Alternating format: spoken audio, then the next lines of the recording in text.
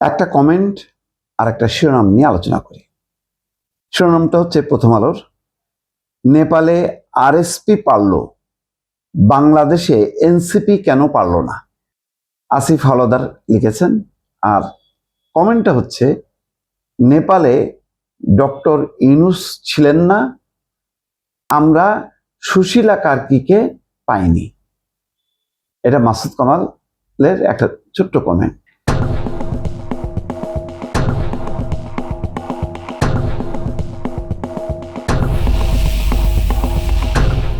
নেপালে ডক্টর ইউনূস ছিল না আর আমরা সুশীলা কার্কিকে পাইনি। এর অর্থটা হলো, নেপালে যদি ডক্টর ইউনূস থাকতো তাহলে ওই নেপাল বাংলাদেশের মতন একটা ভেজা ভেজা অবস্থা হইতো, একটা লন্ডভন্ড কাণ্ড ঘটতো। এই সংস্কার বিচারের নামে একটা মানে কি বলবো, চরম একটা বিশৃঙ্খল পরিস্থিতি তৈরি হতো। আর সুশীলা কার্কিকে যদি আমরা পাইতাম, আরো আগে নির্বাচন পেয়ে দেশটা একটা গণতান্ত্রিক পথে অগ্রসর হইতে পারত। এখন যেটা দাঁড়াইছে, সুশীলা কার্কিকে না পাওয়াতে এবং নির্বাচন দ্রুত না হওয়াতে এনসিপি ছিটকে গেছে। সংস্কার বিচার নামে একটা রাজনৈতিক দলের মধ্যে একটা বিভক্তি ভেজাল লাগাই দিয়ে ডক্টর মোহাম্মদ ইউনূস এসএসএফ পাহারা নিয়ে 1 বছরের জন্য নিরাপদে চলে যেতে পারছে। কিন্তু বাংলাদেশের রাজনৈতিক দল মানুষ আর নিরাপদে থাকতে পারলো না। তাদের এসএসএফ নেই, তাদের পুলিশ নাই, তাদের কেউ নাই। কিন্তু ডক্টর মোহাম্মদ ইউনূস তার নিরাপত্তার জন্য এসএসএফ নিয়ে উনি চলে গেছেন। মাঝখান থেকে ভেজালের মধ্যে পড়ছে গোটা দেশ। রাজনৈতিক দলের বিভক্তি, এই সংস্কার, গণভোট, শপথ, দ্বিতীয় শপথ কেন নিল না, সুতরাং এই সরকার অবৈধ, এই সেই ইলেকশন ইঞ্জিনিয়ারিং হয়েছে। মাঝখান দিক দিয়ে যেটা হয়েছে যে এই যে নেপালে আরএসপি পাল, বালেন্দ্র শাহ, চিন্তা করেন, একটা অভাবনীয় ফল করল। রাষ্ট্রীয় স্বতন্ত্র পার্টি তার দল জিতলো, আর গণভ্যুত্থানে যে পরাজিত হইল কেপি ওলি শর্মা সম্ভবত, তার রাজনৈতিক ভাবে তার বিলুপ্ত হয়ে গেল। তাকে প্রশাসনিকভাবে নিষিদ্ধ করতে হলো না। নির্বাচনে অংশ নিয়ে জনগণ তাকে ছাড়া দেয়নি। 10, 12টা 13টা আসন পাইছে। গণতান্ত্রিক প্রক্রিয়ার মধ্যে থাকলো, কিন্তু রাজনৈতিকভাবে নিঃশেষ হয়ে গেল। আরো 2টা কমিউনিস্ট পার্টি, মোট 3টা দলই ঘুরে ফিরে শাসন করত। 3টা দলের অবস্থা ওই 10-15টার মধ্যে আসন সীমাবদ্ধ। আর বালেন্দ্র শাহ ওই জেনজি বা তরুণদের সমর্থন নিয়ে শতাধিক আসনে জয়লাভ করে ক্ষমতায়। ফলাফল হলো এই। বাংলাদেশে কি হতো?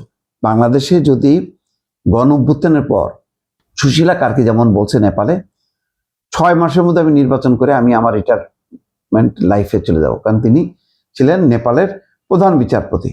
তিনি বলছেন জোর দিয়ে যে নেপালকে বাংলাদেশ হইতে দেব না।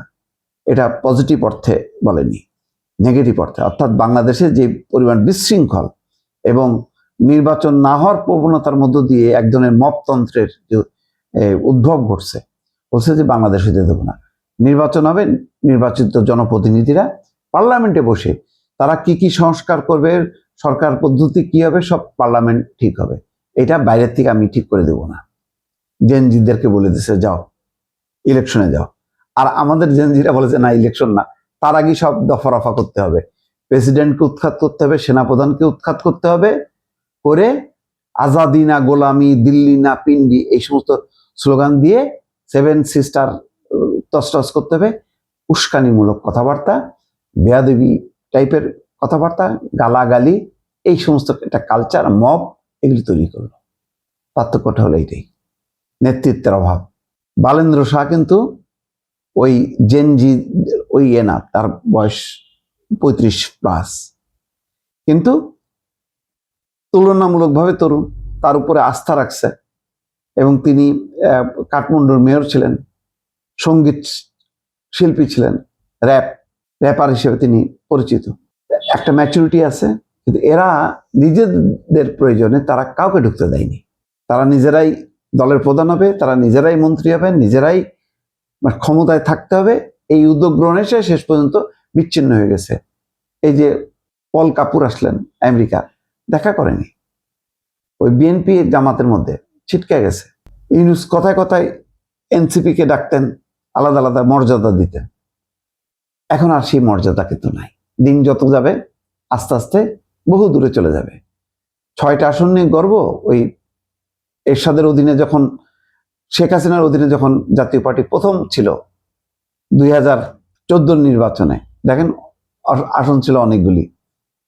তারপরে 18 নির্বাচনে আরো কমছে, 24 এসে আরো কমছে, আর এখন তো নাই হয়ে গেছে। আস্তে আস্তে ওই নাই হইতে জাতীয় পার্টির একটু সময় লাগছে, কিন্তু এনসিপির বেশি সময় লাগবে না আমার ধারণা করি। কারণ শুরু থেকেই গোলমাল, শুরু থেকেই তারা জামাতের আশ্রয় নিয়ে এই আন্দোলন গণ অভ্যুত্থান সংগঠিত করছে, যার কারণে তারা জামাতের কোল ছাড়তে পারতেছে না। তারা যদি কোল ছেড়ে এই নির্বাচনের পর 5ই আগস্টের পট পরিবর্তনের পর যদি 6 মাস বা 3 মাসের মধ্যে নির্বাচন হইতো, নির্বাচনটা হয়তো চমৎকার একটা নির্বাচন। সেখানে বিএনপির সাথে প্রতিদ্বন্দ্বিতা হইতো এই তরুণদের দলের, বৈষম্য বিরোধী ছাত্র আন্দোলন, বা তারা যদি একটা ওই সময় কোনো একটা দলে মানে আশ্রয় নিত বা সংগঠিত করত, সেই দলের সাথেই, কারণ তখন ইমেজ ছিল, তাদের চমৎকার ইমেজ ছিল। কিন্তু দিন যত গেছে বিএনপি ক্ষতিগ্রস্ত হয়েছে, এনসিপি ক্ষতিগ্রস্ত হয়েছে, মাঝখান দিক দিয়ে জামাত ঠেলে উঠছে, বলছে আমরাই সত্তার দল, আমাদের মতন সৎ নেই। সবাইকে দেখছেন, এখন আমাদেরকে এবার দেখেন। এই ধোয়া তুলে আর ওই বাড়িতে বাড়িতে নারীদের কাছে যে কোরআন শরীফ তুলে দিয়ে বলছে যে এটা যদি ধরে করেন, যদি জামাতে ভোট দেন তাহলে জান্নাত পাবেন। এই ধোয়া তুলে একেবারে মোহবিষ্ট করছে। যাক, শেষে তারা নিজেদের ভুলে তারা পথ হারাইছে, মানুষ বুঝতে পারছে যে এইসব ভাওতাবাজি। কিন্তু পরিস্থিতিটা হয়েছে কেন? পরিস্থিতিটা এই যে সময়টা খুব ইম্পর্টেন্ট ছিল। একটা সরকার মানে পতন ঘটছে, পতনের পর কত দ্রুত একটা গণতান্ত্রিক পথে দেশ যাবে সেটাই থাকে লক্ষ্য। বাংলাদেশ হলো ভিন্ন লক্ষ্যের দিকে যাওয়া শুরু করছে, মানে বিশৃঙ্খলার দিকে যাওয়া শুরু করছে। আইন শৃঙ্খলা থাকলো না, চাঁদাবাজিতে ভরপুর হয়ে গেল, এবং এই বৈষম্য বিরোধী নামে চাঁদাবাজি চললো। বিএনপির তৃণমূলে তারা চাঁদাবাজি শুরু করলো, 2 দল শেষ, মাঝখান দিকে জামাত হলো। এনসিপি ওই জামাতের চক্করের মধ্যে পড়ে গেল। তারাও বললো যে না, নির্বাচন কিসের নির্বাচন, আগে সংস্কার বিচার তারপরে নির্বাচন। এই করতে যে বিএনপি ঠেকাইতে যে নিজেরা কিন্তু একদম পথহারা হয়ে গেল। আজকে তার খেসারত দিচ্ছে। আজকে পল কাপুর আমেরিকার যে আসলেন নবনির্বাচিত সরকারকে শুভেচ্ছা জানাইতে, সেই পল কাপুর এসে দেখা করেনি। আস্তে আস্তে দেখা করার সংখ্যাটা কমে যাবে। এনসিপির ভাগ্যে যে কি আছে, যদি এখনো তারা তাদের নিজস্ব অস্তিত্ব জানান না দিতে পারে যে ঠিক আছে যা হয়েছে হয়েছে, এখন আমরা একটা আলাদা জোট, আমরা নতুন চিন্তা ভাবনা নিয়ে আমরা তুলনামূলকভাবে সিনিয়র কিছু রাজনীতিক, সৎ রাজনীতিককে যুক্ত করে আমরা পথ চলবো, এই ম্যাচুরিটি যদি না আসে, আর রাস্তাঘাটে কথায় কথায় যদি বেয়াদবি মার্কা কথাবার্তা বলতে থাকে, তাহলে তাদের সর্বনাশ অবধারিত।